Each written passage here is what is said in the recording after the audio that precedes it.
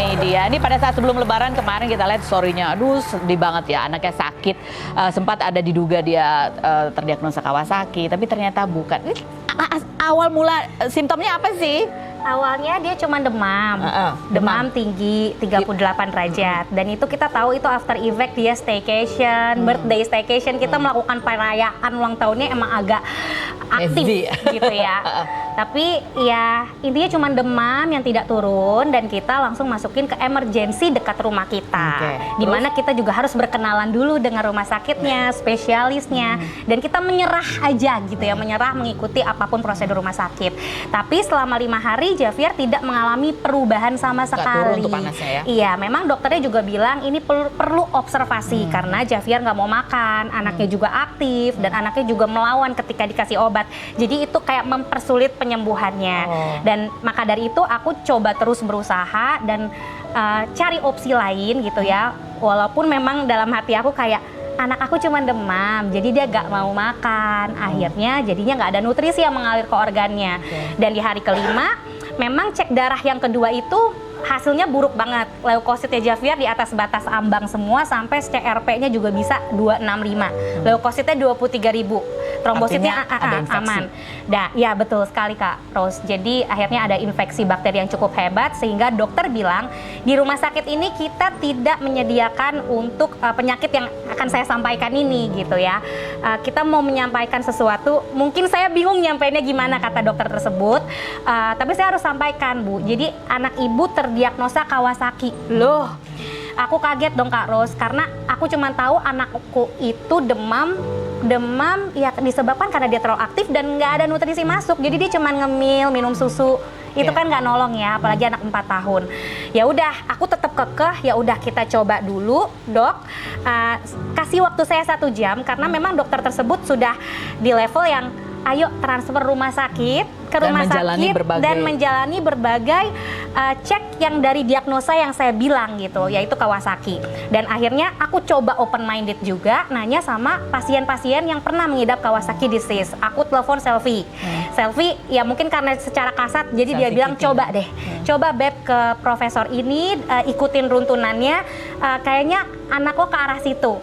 Cuman balik lagi, di situ aku banyak keluarga yang ngumpul dan mereka langsung big no, kayak Javier kita kembalikan ke dokter yang menangani dia dari kecil. Dan akhirnya aku coba negosiasi sama rumah sakit yang, ya aku terima kasih banget sama rumah sakit tersebut karena mereka juga penanganannya cukup baik.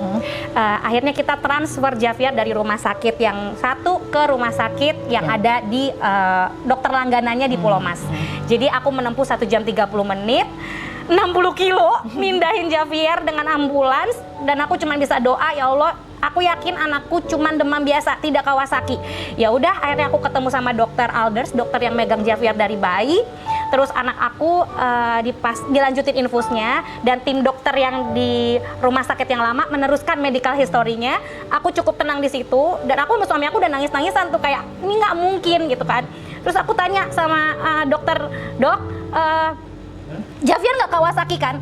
Oke, sekarang ini anak ini kembung, perutnya belendung lebih dari dadanya. Jadi Javier tuh 5 hari tuh aku udah ngomong sama pihak rumah sakit yang pertama, Javier nggak mau makan Dok. Apakah obat-obat ini bisa membantu nutrisi dia? Yes, bisa. Karena ini semua vitamin, ada semua di sini. Jadi tenang. Tapi upayakan makan. Bagaimana bisa mengupayakan anak makan sehingga dia ketakutan dengan mampetnya infus? Jadi infusnya Javier dari sini pindah ke sini, dari sini pindah ke sini. Jadi asumsi aku sementara adalah Javier terjadinya demam itu justru karena dia terlalu stres. Nah kalau aku nggak pindah, nggak sigap ke dokter langganan, mungkin Javier akan terus begitu. Tapi ternyata Allah Maha Baik, doa aku didengar, dipegang dokter Alders, diresepin obat, aku minumin 1-2 kali dengan jarak 6 jam, besoknya anakku bisa makan. Di hari ke-6 dan ke-7 anakku lebih baik. 17 April kita keluar dari rumah sakit. Dan sampai detik ini anakku tidak terbukti Kawasaki, hanya infeksi bakteri. Lega banget. Lega. Gitu singkatnya. Jadi aku kayak tenang Cik, tenang, nggak boleh nangis. Support system lu banyak di sini, gitu. Dua-duanya dokter hebat. Tapi aku harus mutusin. Ya itu berat ya buat. Itu berat banget. Dan ya, Javier sehat. Sekarang bisa makan, bisa datang ke ultah temennya. And then nggak aku lanjutin lagi untuk Diagnosa yang berat itu. nggak mau. Iya. Nih, saya kan juga banyak pemirsa ibu-ibu yang pernah juga berada di posisi ini ya. Ada diagnosa ini dan harus memutuskan mau menjalani yang mana gitu. Itu sesuatu yang berat gitu ya. Ya.